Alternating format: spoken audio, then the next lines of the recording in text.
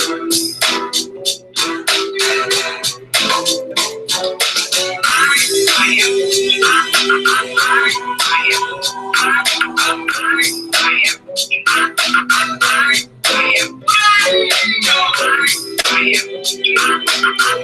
YouTube channel isn't working.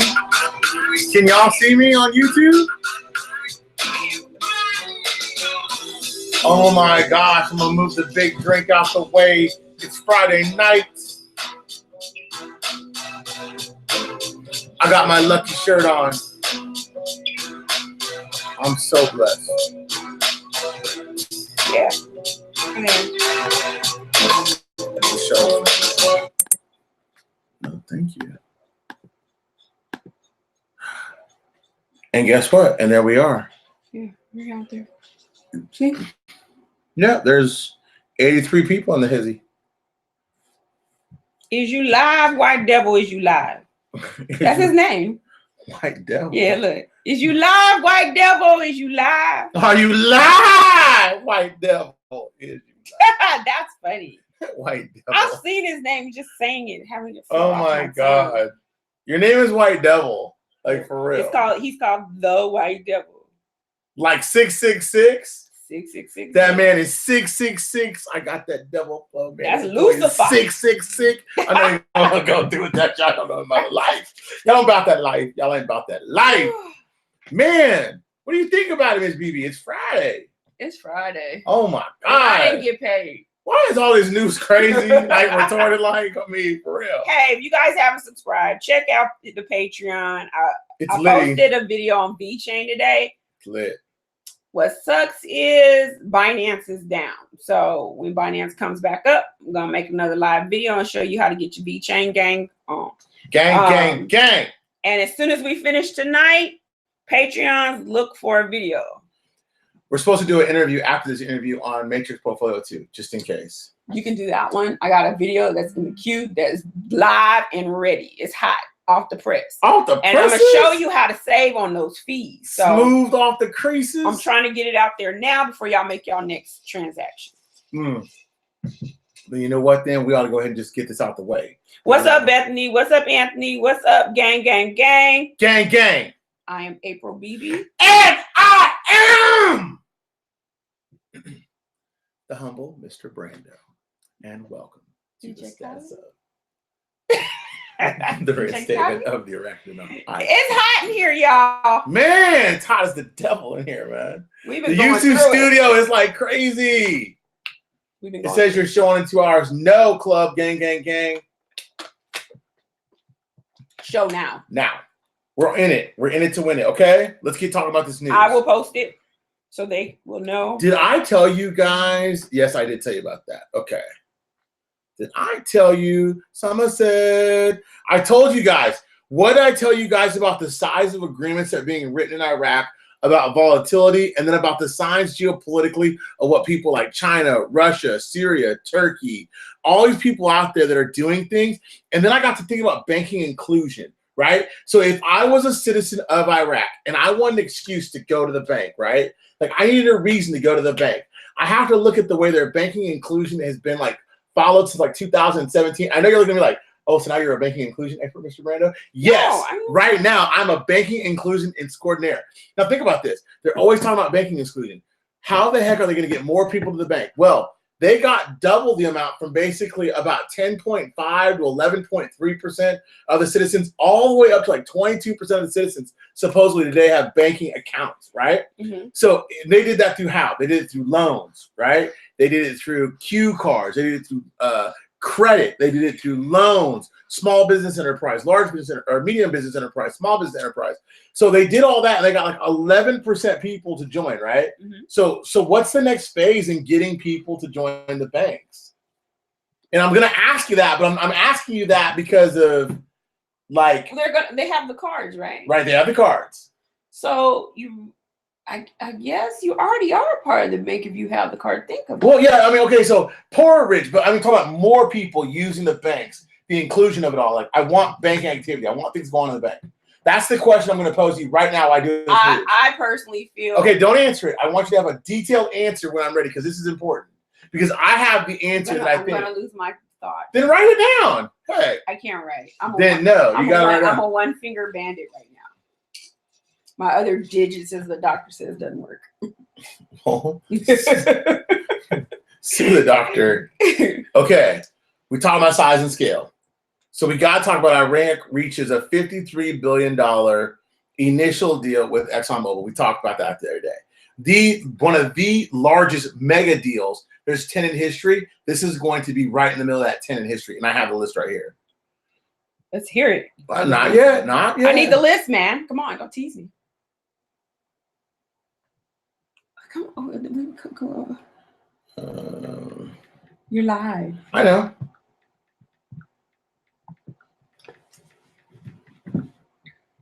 Okay, so the idea is, sorry, I had to read this thing. Okay, so we're talking about China. We're talking about the effort for Trump, right? And how does China affect Iraq, Russia, Syria, Turkey, all these companies, right? So you got to look at how Iraq effectively affects Iran, which affects us, right? Because anytime you've heard Iran, you heard Iraq, right?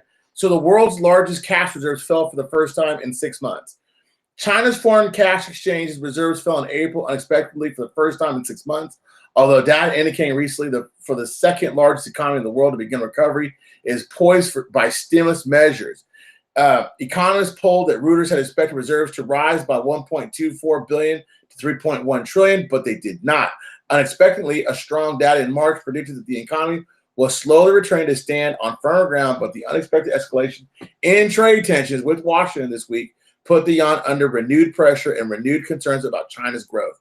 So remember, the yuan fell about almost 30% of 1% against the dollar in April, while the dollar rose 2%. That's a 5-point swing, right? That's huge in currency. Now, remember, that was basically at whatever that tariff amount was, 10%. Now those tariffs are going to double in a half to 25%. So remind me in a little bit to tell you what that means to everybody about the tariffs and how it affects the economy, okay? Okay, China, I told you guys China probably would give up on those petro companies in Iran. They would give up oil proceeds to protect their interest in Iraq.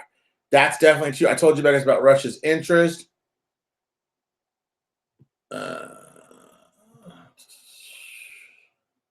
Mike Pompeo was there Wednesday. We already know that. The head of the oil ministry, energy parliament, Halabusi on Thursday. We already know that. The chairman of Al-Bakr Banking Group, Adnan Youssef, said that the Arab and Islamic markets have changed and fluctuations in change rates of their currency scare businessmen. Okay, so this was the chairman of a big banking group. His name is Adnan Youssef. He's part of the Arab and Islamic markets have charged that with all these fluctuations in the currencies, that scares business people out of the Middle East. He said in an interview with CNBC Economic News that fluctuations in foreign currency exchange rates in the Arab and Islamic markets ate the capital of foreign investors. Yes, foreign investors don't like change. They don't like volatile change. And what basically this guy in his broken English is telling you guys, that some of the countries either fix their exchange rate or their currencies to the foreign investor for 10 years or stop imposing the diversion of foreign investments to their local currencies, meaning that most of them have either went solvent or sovereign in their exchanges, or most of them have depegged from the dollar, rose and fall on Forex, and that's how they've been able to carry themselves, right? Good or bad, that's what you got to do to make it work. The U.S. high tariffs on Chinese goods, Beijing vowed retaliation.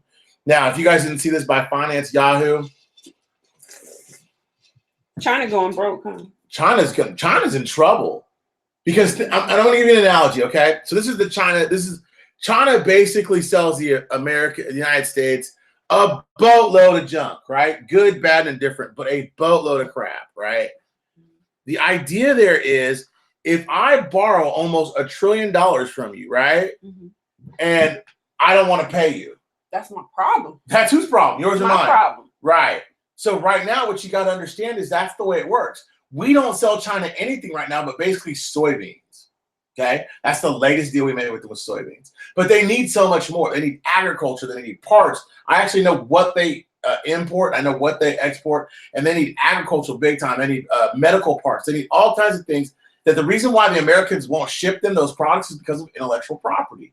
They're scared that if they give them the top of the line stuff to sell them to make the trade deficit kind of even out, that all China will do is steal it anyway and then recreate it, and they won't need it anyway. You see what I'm saying? That's why the deficit's like this, because of intellectual properties. That's what people don't understand. If I give you the technology because I've sold it to you, that doesn't mean that the actual technology itself is yours, right? Just because I use YouTube doesn't mean that I can just rip YouTube off and make my own B-tube or Kangaguru tube, right?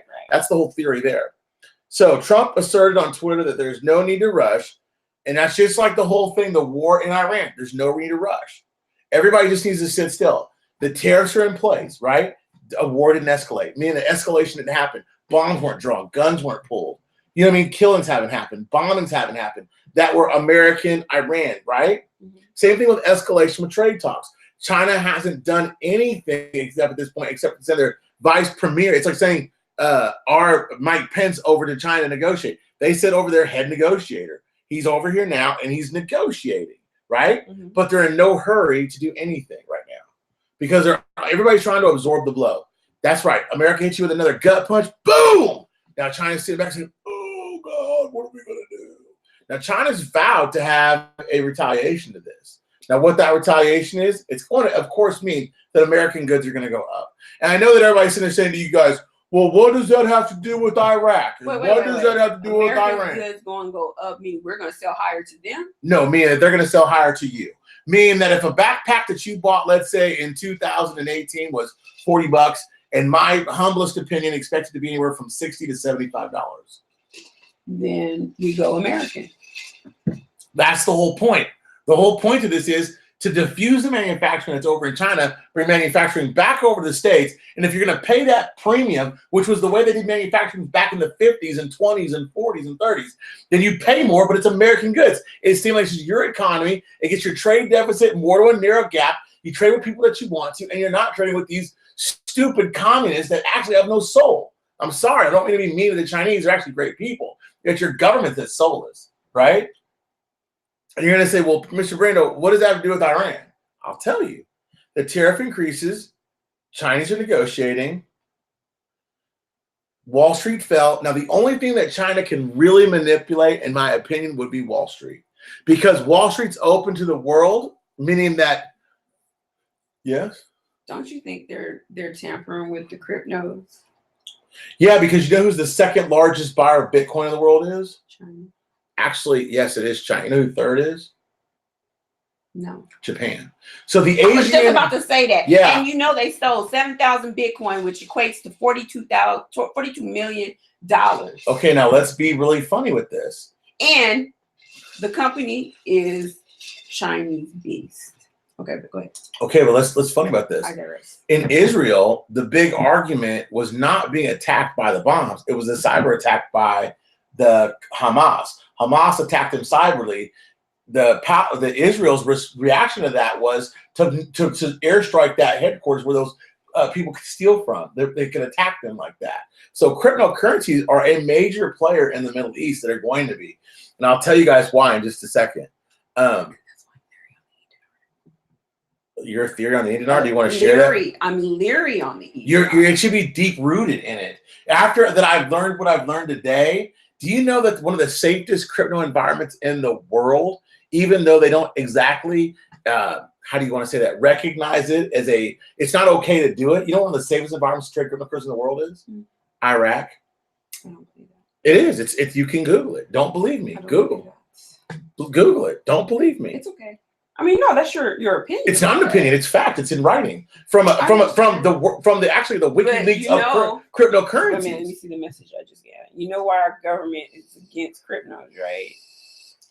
The same reason why every single bank is against cryptocurrencies. Why? Except for the ones that are centralized. Because it allows them to do illegal things and circumvent sanctions. Okay, but that's a whole different discussion. But okay. The idea about circumventing sanctions is Iran has to do something to circumvent them sanctions.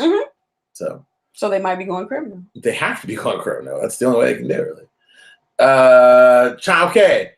The part of the whole thumbnail, you guys haven't seen it yet, but later on, is about not only did Exxon was a part of that huge deal, the China petrochemical company was a part of it also. The Natural Petroleum Corporation, the two largest state-owned refineries, they abandoned buying Iranian oil for loading in May. Okay, now understand this. So China walks away from the trade table, right? China's number one thing that they import is called energy. But the thing that they list under that energy as being a major importer is oil and natural gases. Okay? So now, what does that tell you? That if China's number one supplier of oil and natural gas, they're no longer going to use. Either Trump's tariffs hold some weight, because the reason why they're not doing it is because out of respect for the tariffs, right? Mm-hmm. So if they're not negotiating, let's just say in plain sight, with we're not going to do this, we're not going to do that, are they kind of not telling you they're on your team?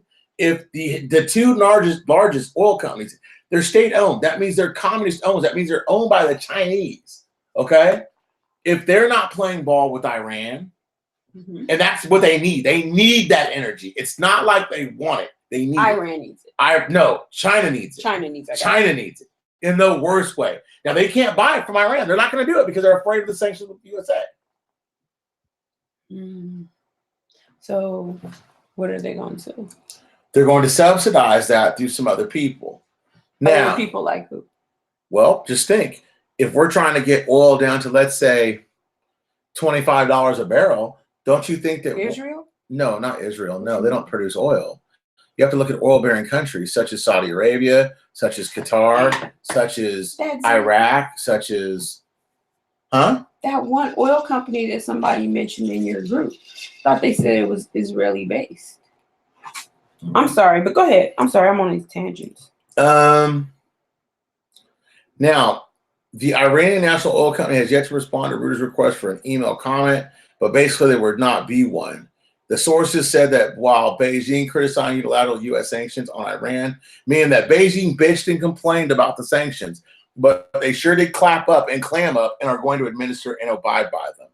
At the moment, it's not worth the risk, as the quantities are very small of the total purchase. The company says that CSPC is allowed to get 2 million barrels, or about 67,000 barrels per day of oil from the investment monthly. Now,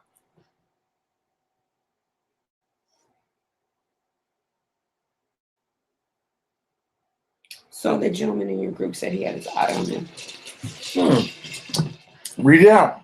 Zion Oil and Gas Inc. is on one of our major business and types radar. Why? Because it's an Israeli based oil and gas company, and it's being traded for like 50 cents right now. And now this is what I've learned about blockchain technology, and this is why I say the Middle East is adopting it faster than most. Did you know that on Iran, they already use blockchain technology to run part of their medical division? That to get their patients' information or medicines or whatever, they use the blockchain. They also use it for selling property and stuff like that. So if Big Brother does it, Little Brother's also going to do it. Now, right now, I have to admit that Iran, it is outlawed. You're not supposed to be able to buy cryptocurrencies, right? It's not allowed. Mm-hmm. It's frowned upon because of all the things you just said. They can't control it, illegal buying. But sources say that people in the Middle East, as long as they have a computer and internet access, they're buying cryptocurrencies, whether legally or illegally. Is that fair to say? Mm-hmm. Okay. Now, the digital economy is the interaction, integration, and coordination between the information technology and the communication technology of one hand, and the national and international economy on the other. And technology plays a strategic role in the economic growth and reforming the economic trade and financial mechanism. So this was my question to you earlier. If you got your government to raise up its financial inclusion by using loans, Q cards, credit cards, stuff like that, what would be the next way that you would think that you could get the youngest populace in the Middle East to use the banking system more?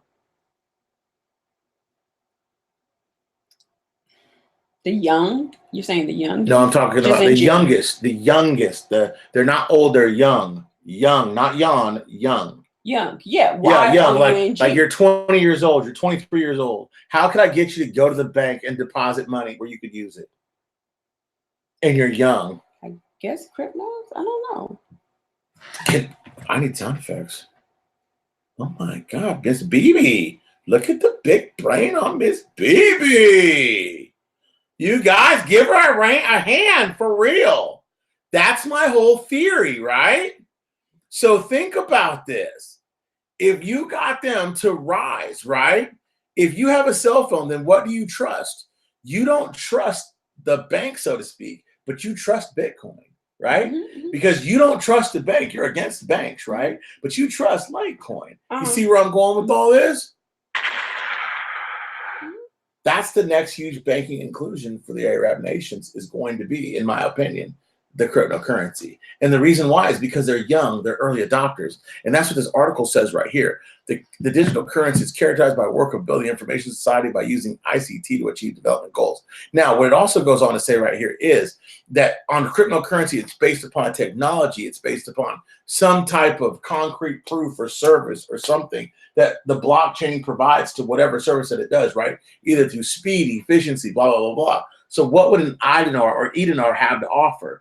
Well, it's a faith-based coin. That's why when Ben on Matrix said, hey, look, you got all these Muslims out there that are going to invest in it because it's faith-based. Mm-hmm. Not only do what I'm getting that the Middle Eastern communities really like is, not only is it faith-based, meaning that Allah likes it, which is Shia Allah, and I'll go over that in a second also, that it's also okay by your Arab brethren, meaning that there's no hokey, and I'm going to go over that too, what Shia Allah is. But the idea, though, is that if you get these younger generation to buy into this eDinar type idea, and they take their money and they deposit it, then through that deposit, they put some in a bank and some in a wallet.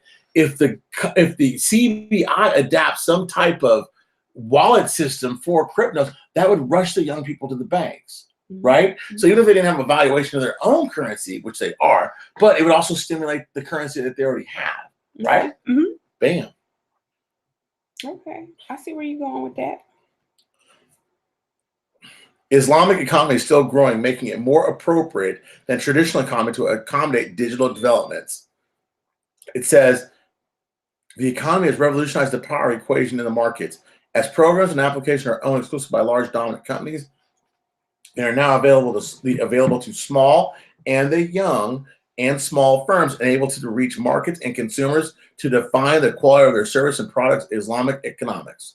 Islam is concerned with the organization of relations and economic matters like any other matters, and the Islamic faith, namely the Holy Quran and the Sunnah and the jurisprudence, and all of them are interested in following up the economic works within social environment relied on the Quranic verses and hadiths, the noble prophecy. So basically what it says is as long as it goes on with the Quran, it's teaching, then it's okay, right? So you're going to say, well, Mr. Randall, what does that have to do with the Iraqi dinar? Hold on.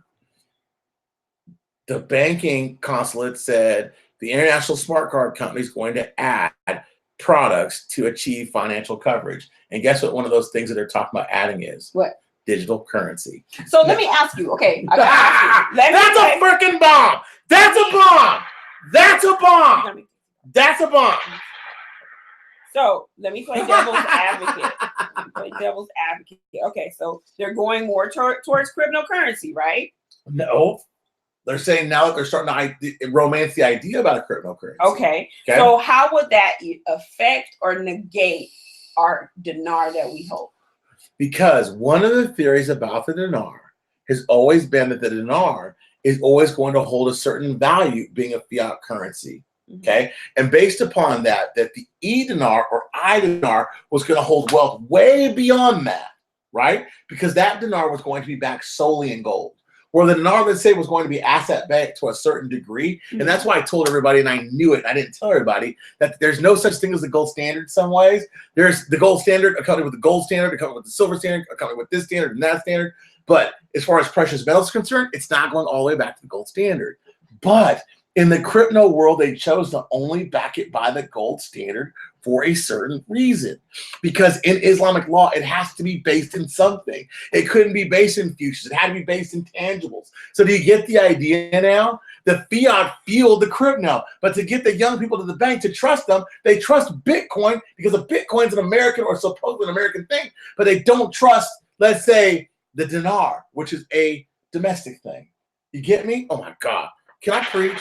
Can I freaking preach this? Oh, my God. Do you not see what I see? No, you don't, do you?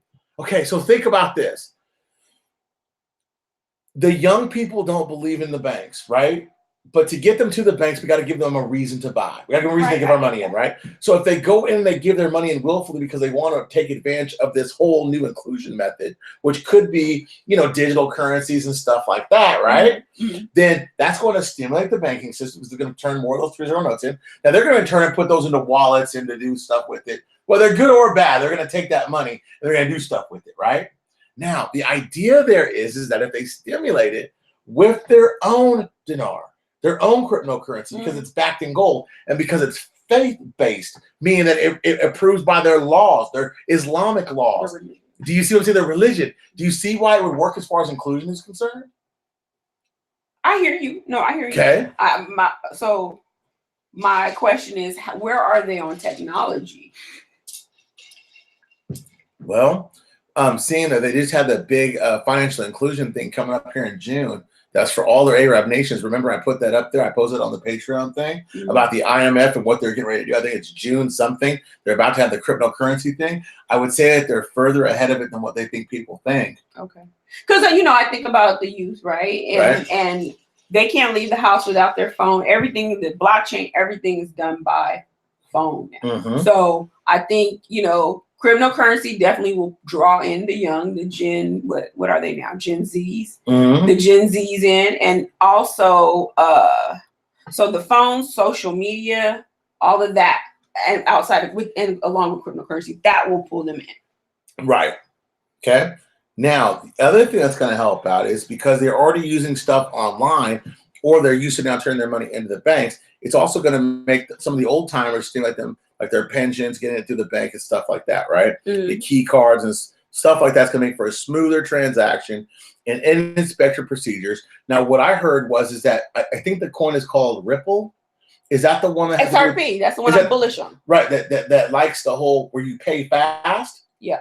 They're doing stuff in the Middle East, like in Qatar and Pateron, about renting property, renting a car. They're already entrenching themselves into their system. And so XRP is still like kind of controlled, where it's centralized, right? Mm-hmm. And that's why I've always said that, I'm a fan of XRP for the moolah, right? The sweet moolah. But behind that, people are going to get tired of regulations and Big Brother watching, right? Mm-hmm. And that's where XLM comes to play. Mm-hmm. And XLM will convert into any currency in the world. So as you can see, blockchain, no matter if it's a singular coin or a dual coin system, it's going to play a part, not just in the infrastructure of fiat currency, but it's going to be enriched in the banking currency, especially in the Middle East, especially to people like, let's say, Syria, if they want to get on board, or Iran. That's the only way they're going to be able to circumvent any type of sanctions that may come their way. So do you see what I'm saying? Yeah. That you can hate cryptocurrency or love them, but to understand how they're going to work for you and work for me to get to where we need to be is key. Okay. Now, the U.S. appeals to those in Tehran to see a prosperous future through de-escalation. As President Trump said, he looks forward to Sunday meeting with the leaders of Iran in order to work out an agreement and, very importantly, take steps to give Iran the future that it deserves. So now you take China off the table. Your largest exporter, right, which is going to probably be Iran, is going to be China as far as oil is concerned, right? You take them off the table. Now, all of a sudden, the EU is going to basically crumble underneath them, right? Mm-hmm. So where are they going to take their business to?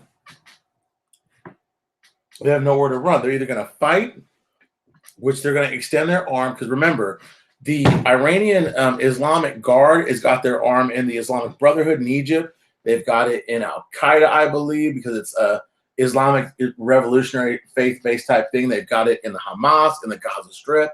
They've got it in the Revolutionary Guard, which is in Iraq and in Iran. So that's why America went ahead and took over the strait to make sure no more of their oil and gas came out. That's why they tariffed their second biggest thing in Iran, which was what? Steel or stuff like that, which is China's second biggest importer, right? Okay. So you understand this. We're cutting them off, both countries, to spite their face. So despite their greed. Now, to understand this correctly is, if you cut them off, right, and you've got nowhere to export your oil to, and you got nowhere to import your steel to, which are your two big exporters, to China or to somebody else, what are you going to do? Sorry. Well, you certainly aren't going to be able to sell it on the open market because no one's going to buy it. So what that means is that now all of a sudden, all you can do is sell arms because your armament's going to have to go to Syria. Syria's going to have to go to Hamas. But remember, you've been funding the Hamas. So basically, all your money is drying up. And this is the funny thing about war and warriors and people that are in armies. They want to get paid. Mm-hmm. If they're going to go risk their life and do whatever, now Islamic faith will take them so far, but these people are only subsidized through pay. Okay? So think about this. Those arms don't stretch as long if the money's not there. And that's what the United States is doing effectively. Nearly 20% of the Iraqis receive and send money through modern payment tools through purchases of the internet and through payment of electronically. This is what I tell you guys. Now, already 20% of them do that.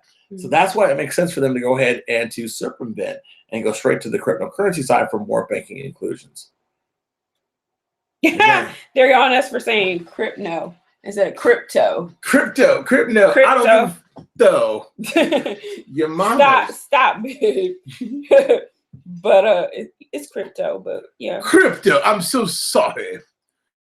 I will say Bitcoin. How about I just say they buy one of Bitcoin? BTC, or just use acronyms. Or BTC or XRP or FU and see me. Get up here and do this like I do this every day. Stop it. Sucker for love. For real. Stop. Okay, now to understand what growth is under the sanctions, you have to understand what the GDP growth in America is right now. Now, the U.S. economy grew by an annualized 3.2% in the first quarter. Now, remember this. Your first quarter is usually your worst quarter as far as growth is concerned for a country, okay? Because that's where you're just starting to get stuff in. The expectation of 2% and falling of 2.2% and the expansion of the previous 3-month period growth was mainly supported by personal consumption. Those are PCEs, meaning that those things that were tariffed were cheaper right now because everybody adjusted to it. And you could hide it within the product. You could in the product of the price of the product, and that made personal consumption for us as Americans. That's why everything was good this quarter, right? That's what people don't understand. It was good for us. Now, as you add on another double and 10%, you can't hide that. So now all of a sudden, the things that you buy from China are going to be double the expensive. You're coming up soon, right?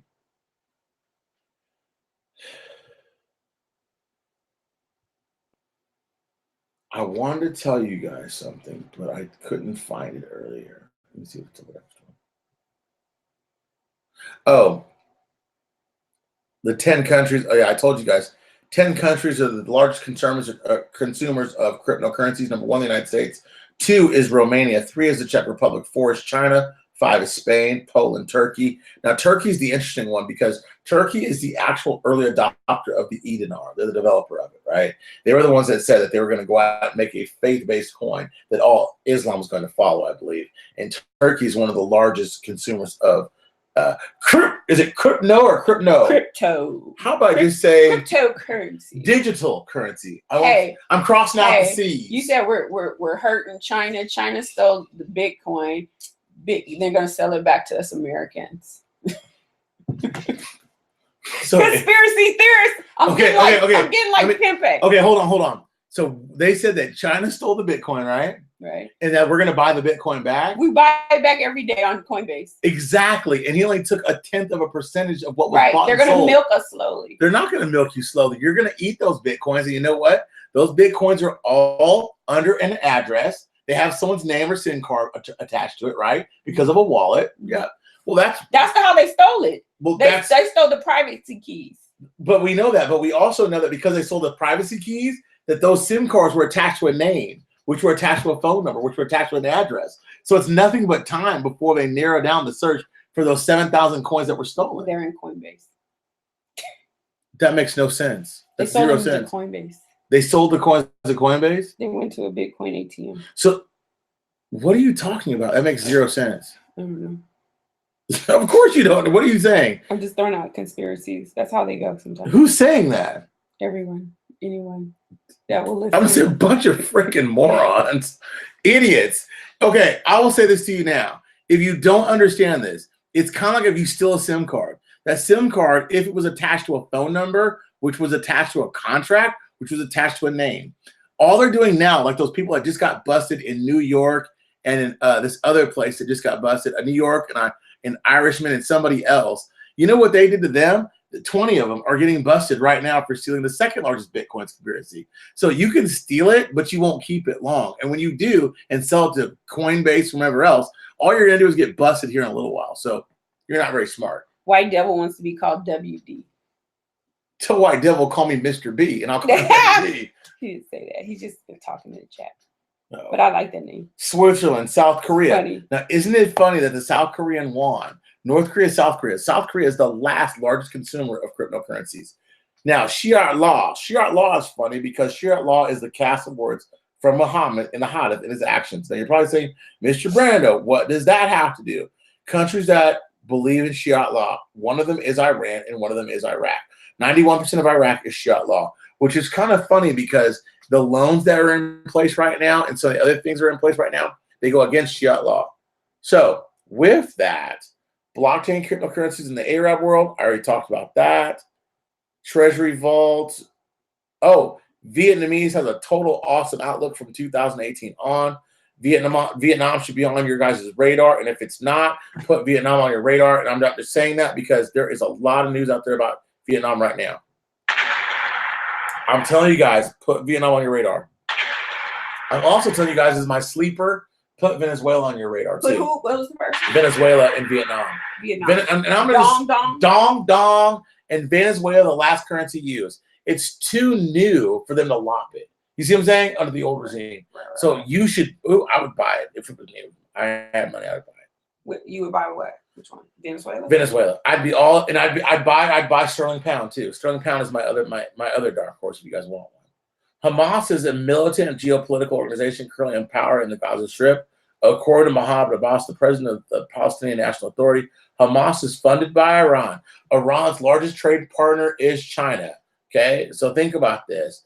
But the donations are nothing like what they receive from Iran. So if Iran can't donate to Hamas, which already hates the Israels, right? That's one thing you got to admit to.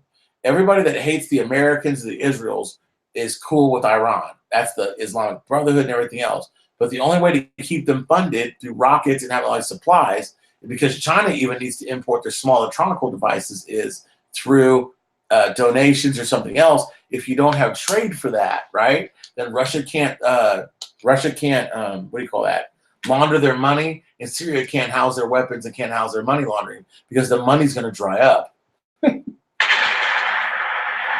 Listen what Mark said. If Iraq doesn't come through soon, we need to change this to the reinstatement of ding dong. I'm loving the humor. By the way, Pimpe's getting attacked out there. He's out there defending himself, so everybody's getting attacked. It's okay. Why is Pimpe getting attacked? Because his predictions. But about his time frame? Yeah. I think her name's Lori. Lori said, "You said April, Pimpe. Nothing you say is right." He said, "Everything I said is right." He said, "I didn't say what year." And then Daza wants to know where to get the Venezuela currency. Oh, okay. Hold on. So you can't buy it. On no, exchange? You can't because it's sanctioned. But current. Oh, Jason Lee Cruz said that the Venezuelan bull, however you say it, is on Banknote World. But it's under sanctions. If you go to Banknote It is World. in 2018 has been the Bolivar Soberano. Are you taking a bath? What's that? I hate this.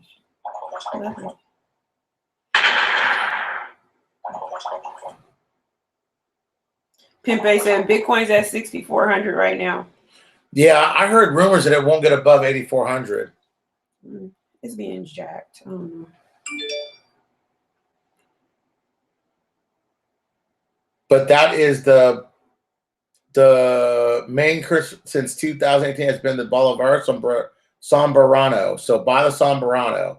I think that's a dark horse. I'm not saying that I'm not a financial advisor nor to pretend to be one, but I'm saying that if you're going to buy one, I'm thinking about not under sanctions anymore. Well, no, it's the only reason it's not Daza is not under sanctions if they overthrow the current government and the new one slips in. They're still under sanctions until that new government's put in place. Okay. Iran's trade with EU plunges 80%. That's important to note. We sent B-52 bombers over to the Middle East. That's important to note. I already told you guys it's China's imports, how the trade war with China could hit you, higher prices, loss of jobs, and failing stocks. China can manipulate the stock market. It can make the prices of goods change.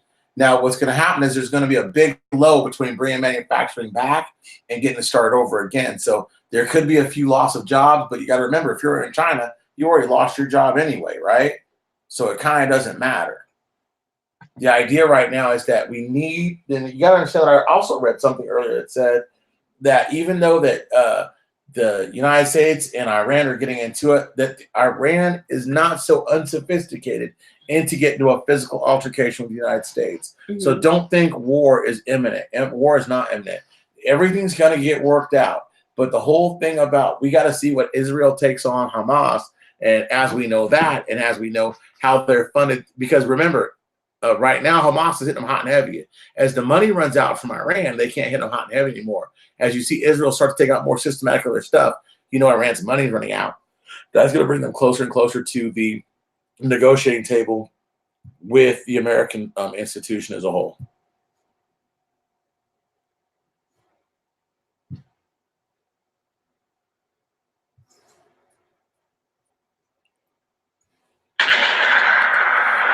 Okay, now I will take calls. I've listed enough stuff. Pimpe, call in. Defend yourself. Show yourself. Hold on, Pimpe. Ben from Matrix wanted to call in too. Ben from Matrix, okay. I thought y'all was going on a separate call. No. He wanted to call in to say something. Mm. So they had a couple important topics to talk about. Pimpe, you can call in and defend yourself if you want to.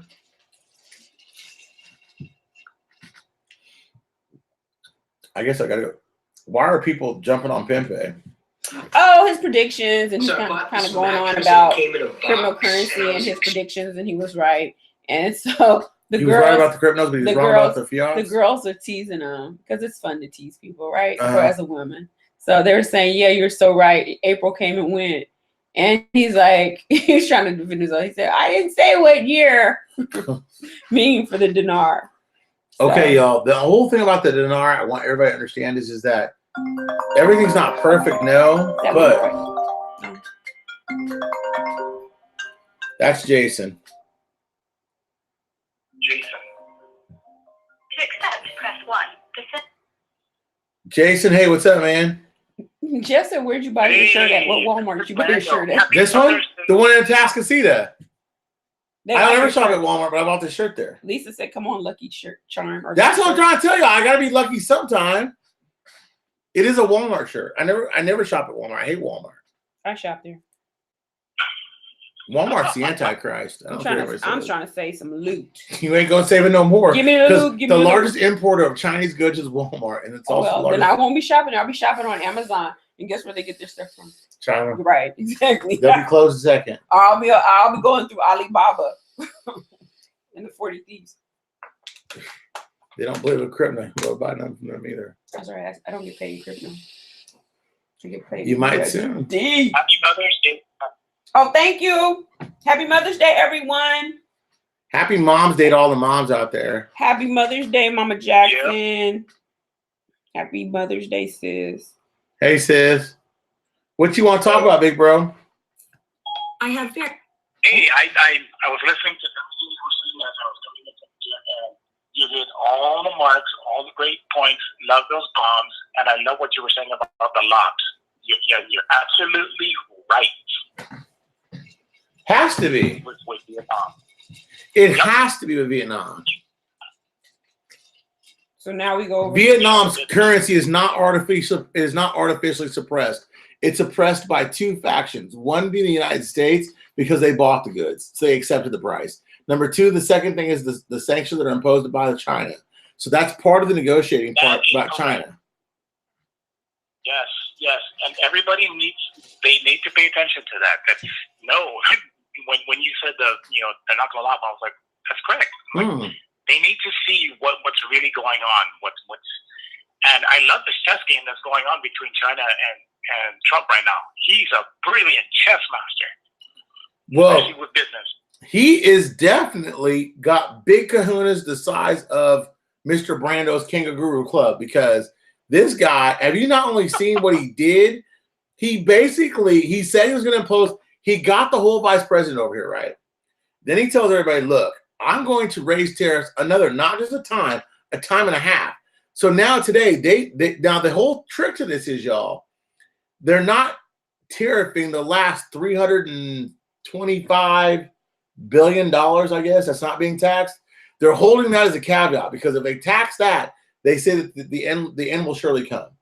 Now, I think Trump and China are pretty much not going to do it because they have to, but because they're going to want to, right?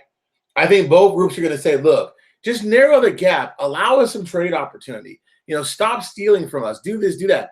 And I believe that the tariffs will come up, but it surely is very interesting, the sanctions play by Mr. Trump himself, who I'm going to call him Mr. Sanctions from now on. Sanctioned Iran, sanction them, sanction these. I'm very impressed with his play. I am. I'm not listening to this. I'm not any presidential supporter from the last 10 presidents. I think they all sucked. But I have to say that as far as Trump's testosterone level is mighty high in the political arena. I got to give him that. Love him or don't love him. And you're also right. Stealing, technology. I'll give you a real good case in point. A lot of things that actually come their way, they actually reverse engineer a lot of things. They steal. They're thieves. They steal. Yes. The so-called aircraft carrier, that's reverse engineered. They took a Humvee, they stripped it down, and they did the same thing. So they have their version of the Humvee. Right. They do a lot of things that knockoffs. Everybody should look back at the butt of the jokes of, that was made in China. You know how everything is, because they do reverse, engineer everything, and then they put it out as their own. So that's what I'm glad he's stepping up to the plate. Like I said, he's cleaning house. He's doing what a lot of other previous administrations have never done, and basically telling them, look, stop. This belongs to us. Stop, taking it as yours and then putting it out and saying that this is ours. Right. It's not. And what people don't understand is that diversification is the mother of invention. The reason why I mentioned Dong and the reason why I mentioned the Bolivar Sombrena is not because I don't believe in the dinar. I'm just always thinking ahead of time as far as money they can revalue that's going to add something to your pocket. I plan on adding 10% of my income into those two currencies. Dong is my long play, and Venezuela is my medium play. I think that if, like my friend Mr. Fraser always tells me, if you're a millionaire after the dinar, bully for you. By the time you reach the dong, you ought to be at least a billionaire, right? And he says by the time you reach Venezuela, you ought to be at least a billionaire plus, right? So the idea is to play these currencies just like we're playing Forex, but in real time, because we only have so much time to run to these banks. Now, and here's the other thing that everybody needs to understand, because I'm seeing a lot of confusion with Vietnam, and you and I had this discussion with Link, is that a lot of the technology and a lot of things that have gone to Vietnam, look at after the Vietnam War, they are on record, and you can Google this, they are the only country who has ever come back from a world war faster than anybody in history. And that should tell you something, because they are on the move, on the rise to actually economically be a world power. Their GDP is off the chain. Their GDP is awesome. Yes. I believe, I'm not sure if I sent that to you, but their prediction for the end of the year 2019, they're going to go up another 10%. Now, I have a question. Is Vietnam a communist state? They're the little brother of China. That's like what you're telling everybody. That's why they can't do anything yet, because China's got their thumb on them. So that's why Trump is playing hardball with China, so that China can okay, uncle, and lift everything off of Vietnam. Because Vietnam is ready to burst out of their seat right now, because they're booming faster than what China had predicted. And I also another good case in point. I had also heard that China, they use a lot of subsidy through Vietnam to substantiate their own income. Yes. Thank you very much, sir. Yes, I was just about to say that. Because of the fact, and here's the other good point I'm going to connect with that. China is using Vietnam to produce everything. China's the workhorse. I mean, Vietnam's the workhorse. They're starting to produce more than China. And China's seeing it. They're like, oh, whoa, little brother's becoming a big brother now. Right. They're pushing out everything. Here's Honda. A lot of stuff from Honda is being produced in Vietnam. Right. Exactly. Coffee is Vietnam is now number one as far as the world production of coffee. I believe it. That is crazy. That is super crazy. And they did it in less than 10 years. A country to come up and be number one in coffee in less than 10 years? That's insane. Who they selling to? So they're quietly coming up, becoming a world power. Right. And what you're saying, here's the other thing with China, like what you were saying. They got so lax, just like Venezuela with oil. Because China used to be a very good rule. They were great farmers. Mm-hmm. But because they were all just,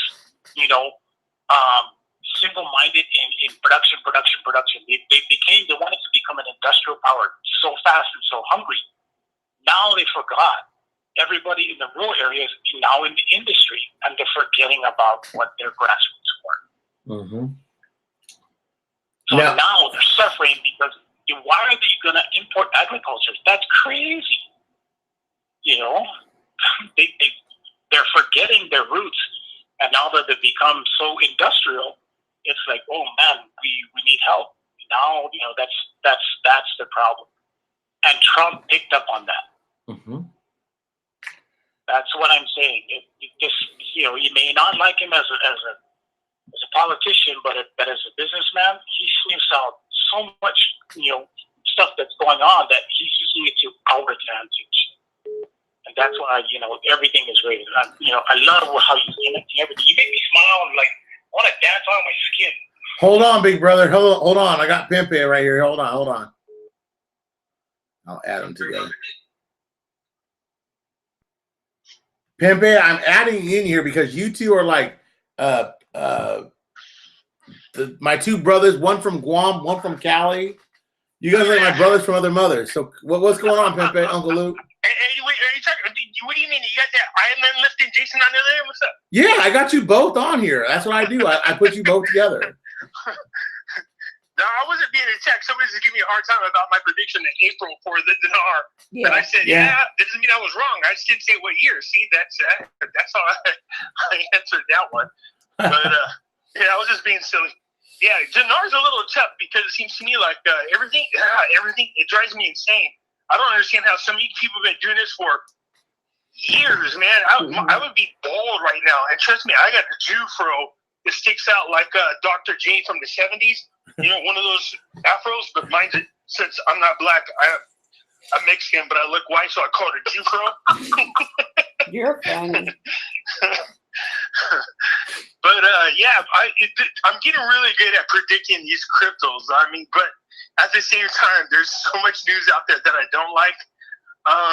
But I just know that this crypto ride, there is a way to ride this out, take advantage of it, make some pretty good money. But there's no way in God's green earth I'm riding this out long term. I really think right now Tether and Bitfinex are manipulating Bitcoin's value right now. There's no secret about that. But my concern about what they're doing is a lot of people are aware of what they're doing. It's just a matter of time before somebody tries to stop them. And when they do that, it could affect the entire crypto world. So that's a huge concern of mine. But it's also another excuse for the government to use to just get the little grubby fingers into that whole system. You know what I mean? They'll use that as an excuse to regulate, add in the SEC and all the other fun stuff that comes along with it. Well, I think a major thing, though, you guys got to understand is that with cryptos, we know it's going live on Fidelity. We know it's going live on some other platforms. The U.S. banking system or their regular pause is getting into it anyway. So get happy. It's going to be adopted. That's going to just make it become mainstream. It's going to make it grow even bigger. I think that deregulation is great as far as early adopting goes, but pretty soon you want regulation. You want policy. Here's the thing: XRP started surrounding themselves with a lot of bankers. So you knew that's the direction they're going in. They have no problems becoming being adopted as a whole new world's banking system. I just don't think there's going to be any real longevity to it, to be honest with you. Look at all the people who are getting hacked. Look at all the coins that are being stolen. Look at all the companies that are fake, pumping out, this and that, trying to get money, and they serve no purposes. They're flybys. There's a lot of those out there. So those are the kinds of things that I'm studying. I wouldn't buy no cryptos into a company that's not located here in the United States. That's for sure. Okay, I'll say this right here. The crypto world is exactly the fiat currency world 20 years ago. It was the Wild West. So if you think one doesn't coincide with the other, you're wrong. They're totally together. But hey, fellas, guess what? It's 7:55. It's Friday night. I got a hot wife here. She wants to go eat some chicken wings. And guess what I'm going to do? I'm not eating chicken wings. Yeah, chicken wings. She's going to eat some chicken wings. I'm not eating chicken wings. Don't believe that, you guys. She's like already texting me BWDs. No, that wasn't it. Wasn't you? I was looking at stock. That's your other girlfriend. Someone said, thank you. There go Daisy Jr. McLovin. McLovin.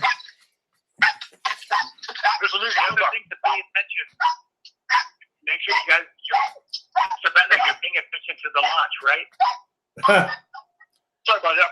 The thing that I would tell you guys to watch out for the weekend before we hang up, watch out for China and watch out for what happens with armament going to the Gaza. As you see that the Gaza doesn't have as much armament going over there, there's no hand-to-hand fighting, but the rockets and stuff like that, that means Iran subsidies falling off. Look for Iran to not have anything to do with the Gaza, that whole strait with getting the oil out because they have nowhere to pump any more oil. Remember, the B-52 bombers are over there right now to make sure American interests are in mind. If this weekend that we don't see anything happen, in my opinion, with Iran, then you'll see a probably China trade agreement the next week, maybe two. And the reason for that is I think China's kind of waiting for Iran to square off, and if they don't, then they don't have their back at all. Hey, I don't know about that. Here's the deal. Remember we talked about this. Okay, and that is I felt like Trump was making a deal as far as Venezuela and Iran was concerned. And then as soon as you talked about it, magically, what do we see? We saw, hold on, my dog's trying to kill somebody. Anyway, what do we see? Then all of a sudden you see Iraq is making a deal with China and Exxon. So you had the China Petro and the Exxon contract. So I was like, ooh, that fell right on the heels when you were talking about it. Mm-hmm. That's the one I was talking about to watch. $53 billion. Yes. It's like the sixth largest project in the world. You were just talking about that. Yeah. Sorry about that. Big guy launching something. They launched. Gosh, I know I said that out, Mr. B.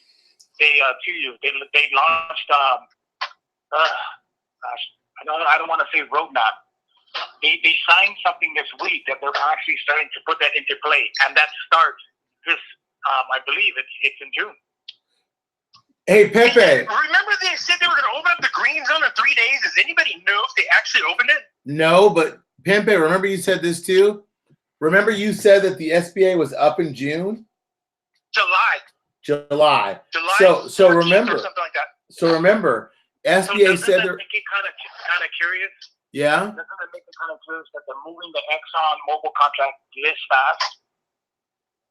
No, that's not a surprise to me. There's me the either. real reason behind the China delay is more deeper than it. You got to understand that the Democrats have been doing some real crap with them. So Trump wants them to sell them out. That's stuff that a lot of people don't know about. Trump wants them to point fingers, wants them to sell them out. Not only that, the laws are in the agreement. The laws that right is part of the agreement about them stealing our intellectual property. Trump doesn't want them to just put it in agreement. He also wants to go back to the country and turn those into laws so that they're legitimate and that they won't violate them. So between those two things, China's like, no, that's not going to happen. You know, just people are going to see over this next year a lot of crap about China and the Democrats coming out. Okay, here's the funny thing about those laws that he was talking about. Yeah, he is fighting for those laws, and we know that it's absolutely 100% true. And China walked away from the trade table saying that we can't promise that. We can't promise we won't steal your intellectual property. They said that. They're thieves. A den of thieves. All right, y'all. We're right there at the minute mark. This was. Wait, I want to say real quick to everybody, because I know it's coming up. Happy Mother's Day to all the mothers. Hey. And happy semi-Mother's Day to all the single fathers. Hey!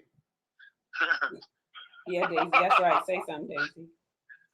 Daisy, come here. You're a single puppy lover. Come here. She's a mother. Come here. No, Come on. Mother. Come here, Daisy. You're a single mother. Oh, my gosh. Oh, God. All right, y'all. Well, hey, there was a lot of news out there. There's a lot of stuff I want you guys to realize about inclusion in the cryptocurrency world. Check out Patreon. Check out Patreon. It's the hottest thing growing. I got Uncle Luke coming on over there. Jason's going to join. He keeps saying he ain't. Jason's going to join. I'm going to get him in there from Guam. And pretty soon, you guys, you got to understand something. You're going to get wealth. What are you going to do with it? How are you going to plan for it? What are you going to do with it once you have it? And how are you going to keep it? Right? 80% gold and silver. I can pay my bills. Yeah. And you're going to call Mr. Brando and say, hey, y'all, I need some more advice. And make sweet money with Uncle Rico. Sweet moolah with Uncle Rico. Oh, my God. You guys have a great night. A small percentage of that's going into Vegas. That's for damn Oh, sure. stop, Uncle Luke, stop. Shots, I got no Vegas. No. Texas hold'em tables. I got. I'm hanging up on you. Nightclubs. Bye. I hung up on him. Call me Leroy. I hung up on him because he's bad. Y'all listen. Have a great Mother's Day weekend. Thank you guys for tuning in. Look out for not only the escalation in the Gaza Strip, also look at what's happening in the Middle East Gulf. Understand that everything happens for a reason. I love all the mothers. You single fathers, you're not mothers, but still we love you guys both. And have a great evening and good Happy night. Mother's Day.